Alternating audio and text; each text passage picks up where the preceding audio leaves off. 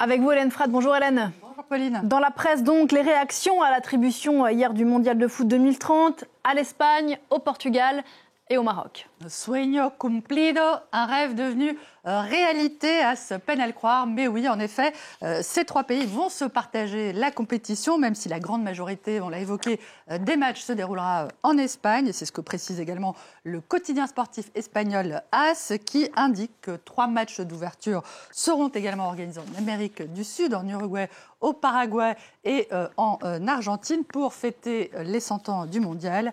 Nous allons organiser le el mejor mondial de la historia. Marca, autre spécialiste espagnol du ballon rond, précise que 48 équipes se répartiront 104 matchs au total. Abel, qui est la Bible du foot portugais, se réjouit d'avance de cette odyssée au Portugal et fait état au passage de la candidature de l'Arabie saoudite pour 2034.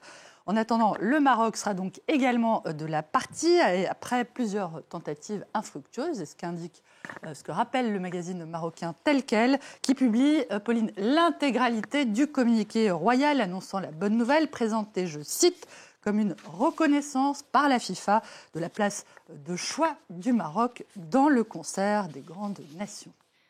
Un enthousiasme que ne partagent pas les associations de défense de l'environnement. Si elle voulait s'attirer les foudres des associations de défense de l'environnement, la FIFA ne s'y serait pas prise autrement.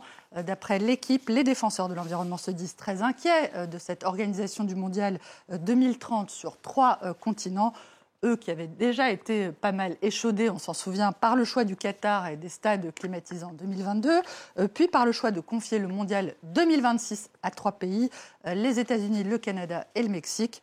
Outre le coût environnemental lié au déplacement des équipes et des supporters, Maël Besson, qui est un expert en transition écologique du sport, se dit également interloqué par ce choix pour des raisons de sécheresse, dans la mesure où il est très probable qu'en 2030, la disponibilité de l'eau sera encore plus restreinte qu'aujourd'hui, ce qui va donc augmenter la quantité d'eau nécessaire pour arroser les terrains dans des pays où il y aura de moins en moins d'eau.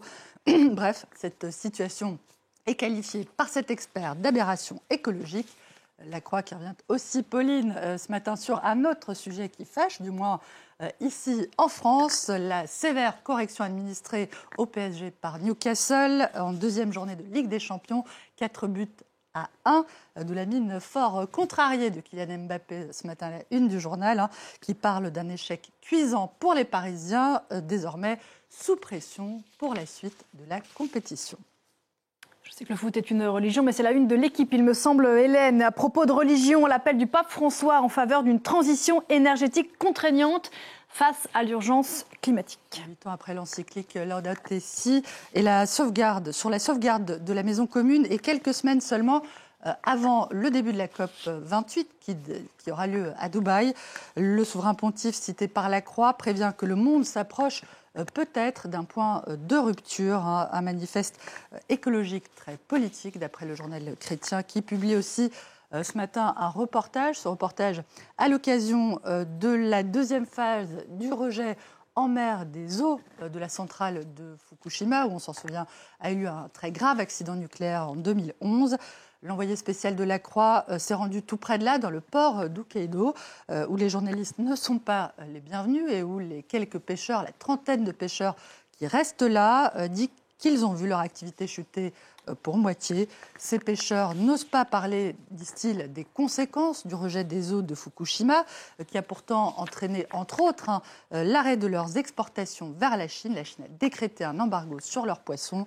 Et la Croix raconte qu'une centaine de pêcheurs et d'habitants du département de Fukushima, c'est beaucoup plus au nord, ont porté plainte le mois dernier pour demander à l'État de faire cesser le rejet des eaux de Fukushima, des eaux traitées de Fukushima dans la mer, mais qu'en attendant, la poignée de pêcheurs d'Hokkaido doit continuer à endurer son sort en silence. On ne se quitte pas là-dessus. Puisqu'on parle poisson, Pauline, je vous propose de jeter un cil à la dépêche du bassin, d'Arcachon, plus précisément, c'est dans le sud-ouest de la France. On parle cette fois de pêche Mais miraculeuse celle-là, Jacqueline, 91 ans, vient de faire la prise de sa vie, une dorade royale de presque 4 kilos, une fois vidée, précise le journal, qui évoque une bestiole de 61 cm de long, 21 cm de large, ramenée à l'issue d'une lutte sans merci de 25 minutes. La vieille dame et la mère, un récit qui aurait plu, je crois, à Ernest Hemingway. Et puisqu'on est à la rubrique animalière, un mot aussi de ce concours annuel de photographie animalière dont les finalistes ont été présentés à la revue de presse. On a ouvert les paris et on mise beaucoup sur ce kangourou qui joue de la guitare imaginaire, de la air guitar. Rien que le jeu de mots, je crois, mérite un prix. Guitar Hero, un kangourou qui joue de la air guitar, un héros de la air guitar. Enfin, voilà. Pas mal, non ? Pas mal. Merci beaucoup Hélène, c'était la revue de presse à tout à l'heure. Je vous emmène